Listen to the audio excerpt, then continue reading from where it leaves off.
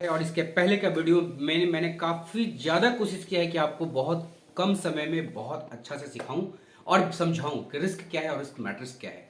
तो अब मैं अपने आगे का आज का जो मेन क्लासेस होने वाला है वो होने वाला है principle of hierarchy control. Principle of hierarchy control का मतलब क्या है कि हजार्ड्स को हम कैसे कैसे कंट्रोल कर सकते हैं। जैसे आज आप देखे होंगे कि साइट्स पे या कंस्ट्रक्शन साइट्स पे हो या जब आप पर्सनल लाइफ में भी आप काम करते हैं तो बहुत सारे रिस्क और बहुत सारे हजार्ड्स आपके साथ इन्वॉल्व होते हैं। लेकिन वो रिस्क को हम कैसे मिटिगेट करते हैं, रिस्क को हम कैसे कम कर सकते हैं, उसका ये एक सिस्टम है जिसको हम बोलते हैं हजार्ड कंट्रोल हिरार्की। इसमें एक बहुत ही सिंपल सा लैंग्वेज में मैं आपको एक बार याद दिला देता हूं कि इसे याद करना और समझना बहुत ही आसान है। क्योंकि अगर आपने ये फॉर्मूला याद कर लिया, थोड़ा सा सिर्फ जूम करके दिखाइएगा, ये अगर आपने फॉर्मूला याद कर लिया एरिक फिडिक ERICPD, इसे फॉर्मूला को याद करना बहुत जरूरी और बहुत आसान है। Eric PD ERICPD, Eric PD का मतलब क्या होता है कि इसमें पूरा का पूरा हिरार्की ऑफ कंट्रोल्स इसके अंतर्गत आ जाता है, ताकि जब आप रिस्क असेसमेंट बना रहे हो तो कोई भी कंट्रोल मेजर्स आपसे छूट न जाए।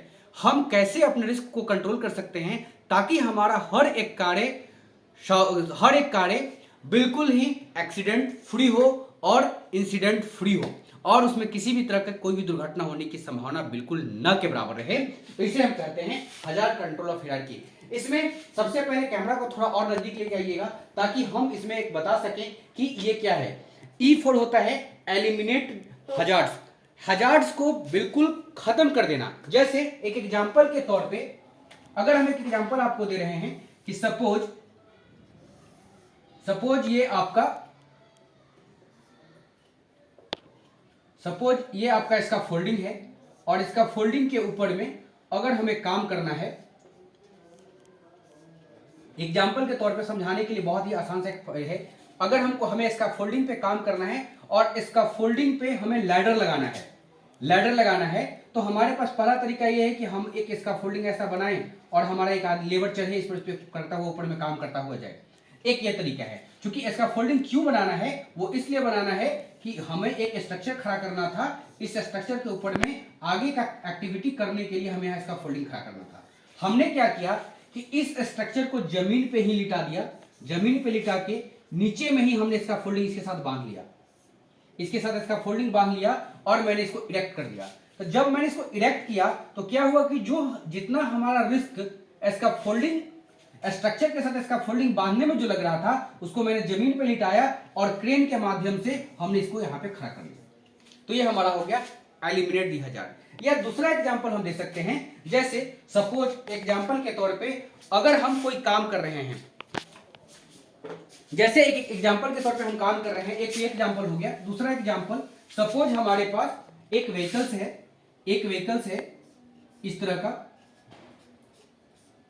तरह का एक व्हीकल्स है और इस व्हीकल्स पे हमारा कोई मटेरियल आया हुआ है, जैसे सीमेंट का बैग हो गया या कोई भी लोहे का मटेरियल आया हुआ है और इस पे पूरा लोड है ये।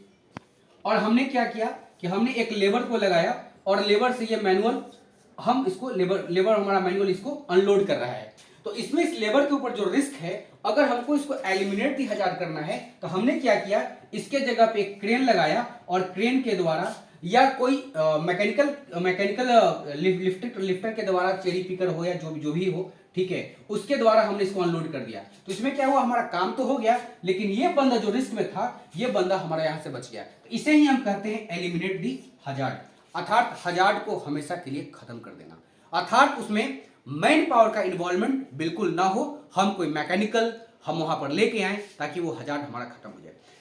ये जानना बहुत ही जरूरी है क्योंकि जब तक हम इस चीज को नहीं समझेंगे कि एलिमिनेट कैसे करते हैं तब तक हम रिस्क को मिटिगेट नहीं कर सकते हैं, रिस्क को खत्म नहीं कर सकते हैं।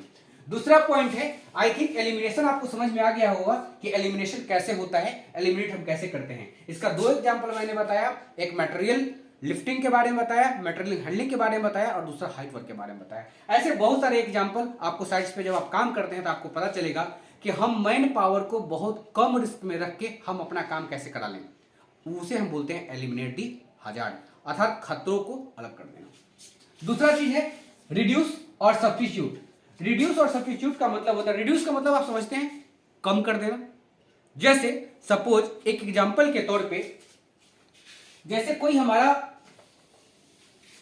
बिजली का हम काम कर रहे हैं, बिजली का काम कर रहे हैं और हमें एक लाइट लगाना है, तो हमारे पास दो ऑप्शन है। एक जो हमारा डोमेस्टिक लाइन जो हम यूज करते हैं वो हम यूज करते हैं 440, ठीक है, 220 वोल्ट यूज करते हैं। दूसरा, अगर हम 24 वाट का जो हैंड लैंप होता है, अगर हम उसके जगह पे उसको यूज कर रहे हैं, तो यहां पर क्या होता है, इलेक्ट्रिक्यूशन होने का खतरा बिल्कुल खत्म हो जाता है। अर्थात हमने अपने पावर सप्लाई को कम कर दिया, रिड्यूस कर दिया। या कोई हाई पोटेंशियल मशीनरी है जिसमें ज्यादा रिस्क होने का संभावना है, ज्यादा खतरा होने का संभावना है, उसके जगह पे लो एनर्जी का हमने कोई मशीन लाया और उसको हम यूज कर रहे हैं, that is called reduction, reduce करना। आइसोलेशन का मतलब क्या होता है, बहुत ही आसान लैंग्वेज में हम आपको समझाते हैं। आइसोलेट कर देना, आइसोलेट का मतलब क्या होता है, खतरा और उसके बीच में एक बैरियर बना देना। जैसे सपोज ये हमारा रोटेटिंग पार्ट है, इस रोटेटिंग पार्ट ये हमारा घूम रहा है, तो हमारा क्या है, इसके ऊपर एक चैन लगा हुआ है, ये चैन घूम रहा है और हमारा लेबर यहाँ पे काम कर रहा है, लेबर यहाँ पे काम कर रहा है, तो यहाँ पे क्या खतरा है, कोई भी व्यक्ति इसके अंदर में उसका कपड़ा जा सकता है, उसका कोई पार्ट्स ऑफ बॉडी इसके साथ जा सकता है, तो वहां पर क्या होगा, उसका एक्सीडेंट होने की संभावना बढ़ जाता है। तो हमने क्या किया, आइसोलेट करने के लिए क्या किया, इसके ऊपर ही एक जो है व्हील गार्ड लगा दिया, एक व्हील गार्ड लगा दिया। अब व्हील गार्ड लगा दिया तो क्या हुआ कि उसका जो रिस्क था वो हमारा खत्म हो गया, हमारा रिस्क खत्म हो गया। अर्थात अब इसके अंदर में किसी के आदमी के किसी कम पार्ट्स ऑफ बॉडी जाने की संभावना या उसका कपड़ा फंसने की संभावना नहीं है। इसको हम बोलते हैं आइसोलेट कर देना। आपने देखा कि मैंने अभी आपको बहुत ही बारीकी से आइसोलेशन क्या होता है उसके बारे में बताया कि कोई भी रोटेटिंग पार्ट के ऊपर यदि हम कवर चढ़ा देते हैं तो उससे क्या होता है कि जो भी मैकेनिकल हजार्ड है वो कंट्रोल हो जाता है और उसमें किसी का, और पास आ जाइए, उसमें किसी को भी नुकसान होने की संभावना बहुत न के बराबर होती है। इसीलिए हम लोग इसको कहते हैं आइसोलेशन। आइसोलेशन का और भी बहुत सा तरीका है। जैसे एग्जांपल के तौर पे सपोज अगर हम कहीं काम कर रहे हैं, जैसे कि एक एग्जांपल है कि अगर हमारा यहाँ पे हम एक्सकावेशन चल रहा है, ठीक है, ये एक्सकावेटेड एरिया है, अगर ये एक्सकावेटेड एरिया है और एक्सकावेटेड में एक डेप्थ सपोज मान के चलते हैं कि हमारा 2 मीटर का है, हमने क्या किया, यहाँ से 1 मीटर चारों साइड हमने क्या किया, बैरिकेड कर दिया ताकि कोई व्यक्ति इसके अंदर में इस एक्सकावेटेड पिट में ना चला जाए। तो इसे भी हम लोग आइसोलेशन ही बोलते हैं, ताकि हमने खतरा को आइसोलेट कर दिया। बहुत सारा आइसोलेशन का तरीका है। सपोज अगर कोई हाइट पे काम कर रहा है और ये ओपन छत है, ओपन छत के ऊपर कोई बंदा काम कर रहा है, हमने क्या किया कि इसके चारों तरफ बैरिकेडिंग लगा दिया, ठीक है, अब ये बंदा सुरक्षित हो गया, ये ऑल्सो एक आइसोलेशन है, आइसोलेट कर दिया है।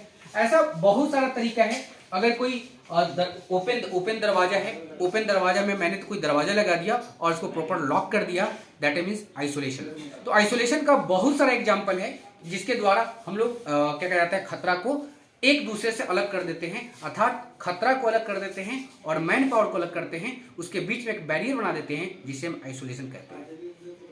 आइसोलेशन आपको समझ में आ गया होगा आई थिंक। अगर नहीं समझ में आया होगा तो आप हमें हमारे नंबर पे कांटेक्ट कर सकते हैं, हमें आप कॉल कर सकते हैं और कमेंट्स भी कर सकते हैं, ताकि हम आपको पर्सनली आपको गाइड कर सकें। डिस्क्रिप्शन बॉक्स में हमारा सब सारा डिटेल्स आपको मिल जाएगा। आइसोलेशन के अलावा क्या है, कंट्रोल हजार्ड्स। कंट्रोल हजार्ड्स में थोड़ा सा कंफ्यूजन सबको होता है, लेकिन मैं बिल्कुल आपको क्लियर करूंगा कि कंट्रोल हजार्ड्स होता है क्या। जैसे बहुत सारा मैन पावर ऐसा भी होता है, जैसे बहुत ज्यादा हीट है, अगर 55 डिग्री या 50 डिग्री सेल्सियस में यदि आपको काम करना हो तो एक्सट्रीम हीट है, या सपोज 3 डिग्री सेल्सियस में आपको काम करना हो तो हैवी कोल्ड है। इन दोनों ही कंडीशंस में मैन पावर को काम करना 8 घंटा मुश्किल हो जाता है। अगर 8 घंटा काम करेगा तो यहाँ उस मैन पावर के साथ हीट स्ट्रोक होने की संभावना बढ़ जाता है और यहाँ पर कोल्ड स्ट्रोक होने की संभावना बढ़ जाती है। दोनों ही कंडीशन में हमारा मैन पावर रिस्क में होता है, तो यहाँ पर हम लोग क्या करते हैं, कंट्रोल मेजर्स लगाते हैं। हम लोग कंट्रोल मेजर कैसे लगाते हैं कि जो 8 घंटा का टाइमिंग है, हम क्या करते हैं, अपने वर्कर को बोलते हैं भैया 45 मिनट ही आपको काम करना है, और 45 मिनट काम करने के बाद टीम ए, टीम बी, टीम सी और टीम डी, हमने 4 टीम बनाया, और ये 45 मिनट काम करेगा, ये अगला 45 मिनट काम करेगा, ये अगला 45 मिनट काम करेगा, और एक अगला 45 मिनट काम करेगा। तो ऐसे जो जहां पे बहुत ज्यादा चिल्ड हो, या बहुत ज्यादा हॉट हो, या बहुत ज्यादा चिल्ड हो, या कोई भी ऐसा इन्वायरमेंट जो इको फ्रेंडली ना हो, वहां पे हम इस तरह से भी कंट्रोल मेजर्स लगा के काम करते हैं। तो हिरार्की ऑफ कंट्रोल में कंट्रोल मेजर्स ये है। इसका बहुत सारा एग्जांपल है, सपोज और भी मैं एग्जांपल समझाता हूं। जैसे कोई हमारा रोटेशनल जॉब है, रिपीटेड रोटेशनल जॉब है, जैसे कोई मैन पावर, खास करके मैसन। आपने मैसन को आप थोड़ा देखिएगा। मैसन क्या होता है कि मैसन में सबसे ज्यादा प्रॉब्लम क्या होता है, अभी जैसे हम आपको बता रहे थे कि जैसे कोई मैसन अगर हमारे यहाँ काम कर रहा है, तो मैसन में क्या होता है, वो रिपीटेड जॉब करता है, अर्थात वो एक ही जगह से उठता है, ब्रिक को लगाता है, एक ही जगह से उठता है, ब्रिक को लगाता है।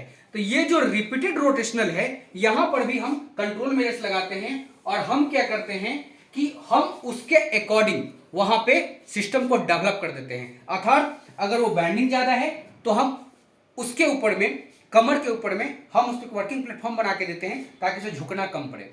या अगर वो बार बार एक ही काम कर रहा है, ट्विस्टिंग कर रहा है, तो हम क्या करते हैं, उसका लेंथ को लंबा कर देते हैं। अर्थात एक लेबर जो है यहां से लेके यहां तक अगर ब्रिक वर्क कर रहा है, तो यहां से ब्रिक वर्क जोड़ता हुआ यहां जाएगा, और इधर से ब्रिक वर्क करता हुआ यहां आएगा।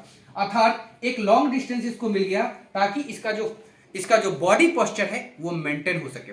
इस तरह से कंट्रोल मेजर्स का बहुत सारा एग्जांपल आपको मैं दे सकता हूं, ताकि आप लोग का कंफ्यूजन बिल्कुल दूर हो जाए, और आप बहुत ही इजीली तरीका से हजार्ड्स को आइडेंटिफाई कर सकें और हजार्ड्स के कंट्रोल मेजर्स डाल सकें। क्योंकि दोस्तों, जब तक कि आपको कंट्रोल मेजर्स पता नहीं होगा, तब तक आपका रिस्क असेसमेंट कंप्लीट नहीं हो सकता है। क्योंकि जानना बहुत जरूरी है। इसके आगे अगर हम चलते हैं तो डिसिप्लिन होता है और पीपीज होता है।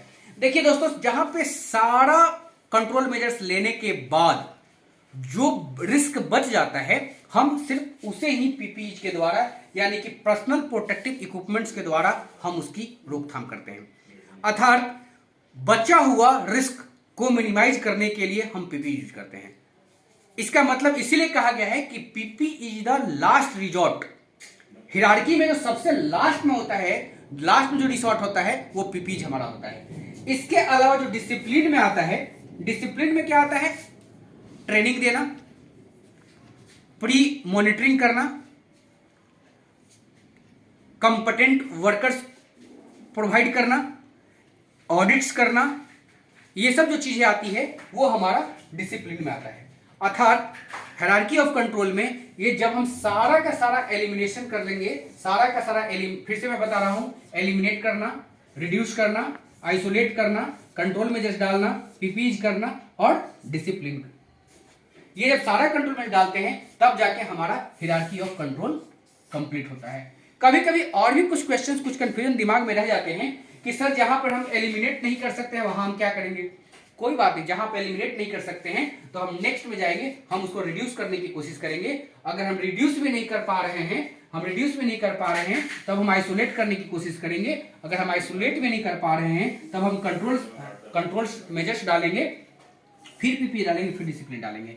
अर्थात मुझे ये जो है 6 के 6 पैरामीटर्स को पहले फॉलो करना है, तभी जाके हमारा रिस्क कंट्रोल कंप्लीट होता है, अर्थात hierarchy of hazard controls complete होता है। तो ये दोस्तों बने रहिए हमारे वीडियो में। अगर किसी को अभी भी कंफ्यूजन होता हो तो बिल्कुल आप पर्सनली मुझे कमेंट्स करिए, व्हाट्सएप करिए। आपको मैं भरपूर कोशिश करूंगा कि ये जो जितने भी रिस्क असेसमेंट्स के और भी 2 क्लासेस बचे हैं जो नेक्स्ट वीडियो में होने वाले हैं, क्योंकि इसके पहले मैंने क्या क्या चीज कंप्लीट कर दिया।